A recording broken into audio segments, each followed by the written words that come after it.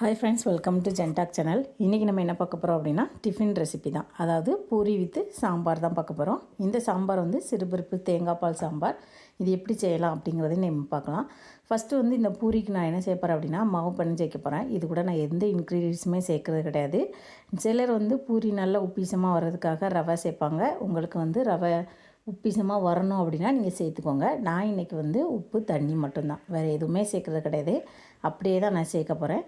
இதுக்கு நான் இன்றைக்கி எந்த மாவு எடுத்திருக்கேன் அப்படின்னா கோதுமை மாவு எடுத்திருக்கேன். சிலர் கோதுமை மாவு ஒரு 90% சேர்த்துட்டு ஒரு 10% என்ன சேர்ப்பாங்க அப்படின்னா மைதா மாவு சேர்ப்பாங்க. அப்படி சேர்க்கணுன்னா நீங்கள் சேர்த்துக்கலாம். இன்றைக்கி ஃபுல் அண்ட் ஃபுல் நான் என்ன சேர்ப்பேன் அப்படின்னா கோதுமை மாவு தான் யூஸ் பண்ண போகிறேன். கொஞ்சம் கொஞ்சமாக தண்ணி சேர்த்து நீங்கள் என்ன செஞ்சுக்கோங்க அப்படின்னா பூரி மாவு பிணைஞ்சிக்கோங்க.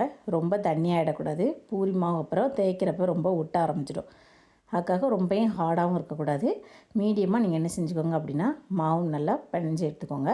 இப்போ மாவு வந்து கொஞ்சம் கொஞ்சமாக நம்ம தண்ணி சேர்த்து செய்கிறப்ப இந்த மாதிரி பிசு பிசுன்னு ஒட்டும். அதனால் கொஞ்சம் எண்ணெய் சேர்க்கணுன்னா நீங்கள் எண்ணெய் சேர்த்துக்கோங்க. நான் ஓரளவு தண்ணி சேர்த்து என்ன செஞ்சாச்சு அப்படின்னா பூரி மாவு பிணைஞ்சாச்சு. பூரி மாவு பிணைஞ்சி ஒரு 20 மினிட்ஸ் நீங்கள் என்ன செஞ்சிடணும் அப்படின்னா ரெஸ்ட்டில் விட்டுருங்க. அப்போ தான் அது என்ன செய்யும் அப்படின்னா நல்லா சாஃப்டாகிடும். இப்போ மாவு ஓரளவுக்கு நல்லாவே என்ன செஞ்சிருச்சு அப்படின்னா ரெடி ஆகிடுச்சு. இந்த அளவுக்கு ரெடி ஆனதும் ஒரு கொஞ்சமாக நல்லா என்ன செய்யுங்க அப்படின்னா அழுத்தம் கொடுத்து மாவை பிணைஞ்சி எடுத்துக்கோங்க. நம்ம எந்த அளவுக்கு அழுத்தம் கொடுத்து நம்ம பிணையிறோமோ அந்தளவுக்கு நல்லா க்ளூட்டன் நல்லா ஃபார்ம் ஆகும். இதுக்கு நம்ம வந்து எந்த விதமான சோடா உப்பு எதுவுமே சேர்க்க வேண்டாம். அப்படியே நம்ம என்ன செஞ்சுக்கலாம் அப்படின்னா மாவு பிணைஞ்சி எடுத்துக்கலாம். இப்போ மாவு வந்து ஓரளவுக்கு நல்லா செட் ஆகிடுச்சு. இப்போ நான் என்ன செய்ய போகிறேன் அப்படின்னா ஒரு பிளேட் போட்டு மூடி வச்சுக்கிட்டேன். மாவு இந்த மாதிரி டச் பண்ணி பார்க்குறப்ப நல்லா சாஃப்டாக இருக்கணும். இதுக்கு நான் என்ன பிராண்ட் யூஸ் பண்ணியிருக்கேன் அப்படின்னா கோதுமை மாவில் குட் லைஃப் பிராண்டு தான் யூஸ் பண்ணியிருக்கேன். இது வந்து சப்பாத்தியாக இருந்தாலும் சரி, தோசை சுடுறதுக்கு கோதுமை தோசை சுடுறதா இருந்தாலும் சரி, பூரி ஐட்டமாக இருக்கட்டும், எந்த விதமான ரெசிபி செய்கிறதுக்குமே இது வந்து ரொம்ப சூப்பரான இன்க்ரீடியன்ட்ஸ் மாதிரி இந்த மாவு வந்து ரொம்ப சூப்பராக இருக்குது. டிஃப்ரெண்ட்டாக ட்ரை பண்ணணும், ஒரே மாவு நீங்கள் யூஸ் பண்ணிகிட்ருக்கீங்க, கொஞ்சம் டேஸ்ட்டை மாற்றணும் அப்படின்னு நினைக்கிறவங்க நீங்கள் என்ன செஞ்சுக்கலாம் அப்படின்னா இந்த மாவு வந்து ஒரு வாட்டி ட்ரை பண்ணி பாருங்கள். இப்போ இந்த மாவு பிணைஞ்சி வச்சுருக்கதை நான் சின்ன சின்ன பீசஸாக இந்த மாதிரி கட் பண்ணிக்கோங்க. இப்போ பாருங்கள், இந்த மாவு பிணைஞ்சிறதுல அந்த க்ளூட்டன் நல்லா ஃபார்ம் ஆகிருக்கும். இந்த மாதிரி இருந்துச்சுன்னா பூரி வந்து ரொம்பவே சூப்பராக கிடைக்கும். இதையும் நான் என்ன செஞ்சுட்டேன் அப்படின்னா இன்னும் கூடுதலாக சின்ன சின்ன பீசஸாக கட் பண்ணிவிட்டேன். இந்த மாதிரி கட் பண்ணிக்கிட்டோம் அப்படின்னா நம்ம வந்து உருட்டும் போது நல்லா ஈஸியாக வந்துடும். அந்த உருட்டுறதுக்காக தான் என்ன செஞ்சுருக்கேன் அப்படின்னா இந்த மாதிரி சின்ன சின்ன பீசஸாக கட் பண்ணிவிட்டேன் தட்டில் வச்சு. நீங்களும் இந்த மாதிரி சின்ன சின்ன பீசஸாக கட் பண்ணிட்டோம் அப்படின்னா நல்லா ரோல் பண்ணுறதுக்கு ஈஸியாகவே இருக்கும். ஈவனாக உங்களுக்கு வந்து ரோல் வேணும் அப்படின்னு நினச்சிங்க அப்படின்னா ஈவனாக நீங்கள் கட் பண்ணி எடுத்துக்கோங்க. இல்லை சின்ன பீசஸ் இருக்கட்டும் அப்படின்னு நினச்சிங்கன்னா ஓகே. நான் சின்ன பிள்ளைங்க இருக்கிறதுனால சின்ன சின்ன பீசஸ் எல்லாம் கிட்ஸுக்கு வச்சுக்கிட்டு பெரிய பீஸை நான் என்ன செஞ்சுக்கிட்டோம் அப்படின்னா பெரியவங்களுக்கு யூஸ் பண்ணிக்கிடும்.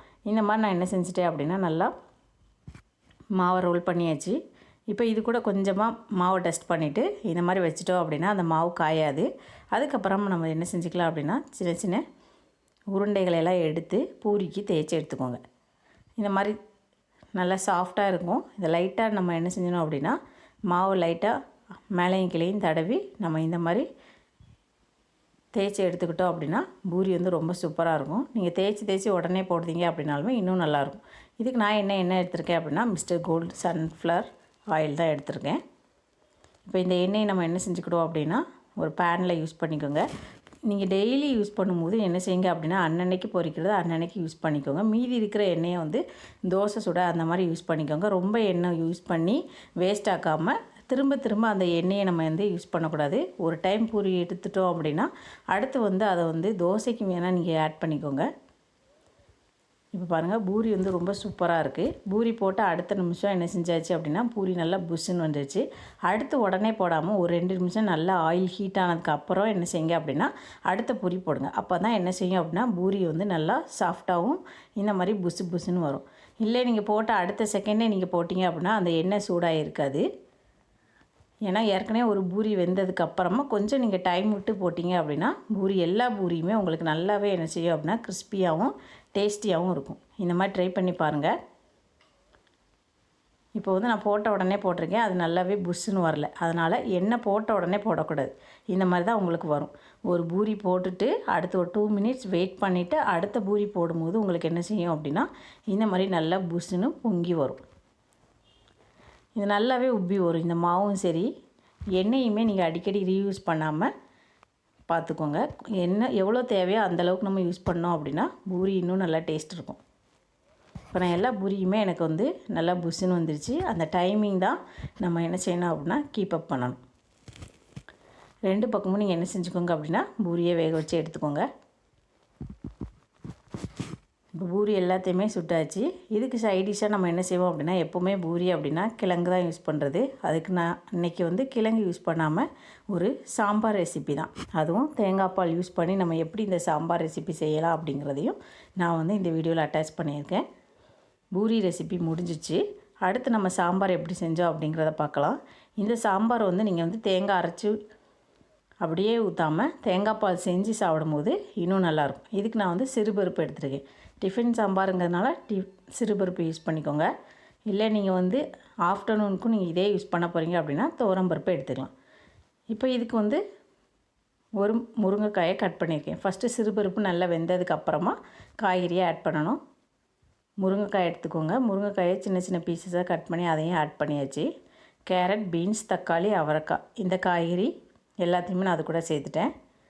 அதுக்கப்புறமா சின்ன வெங்காயம் 10லேருந்து ஒரு 15, ஒரு பல் பூண்டு, ஒரு பூண்டு ஃபுல்லாகவே நான் சேர்த்துருக்கேன்.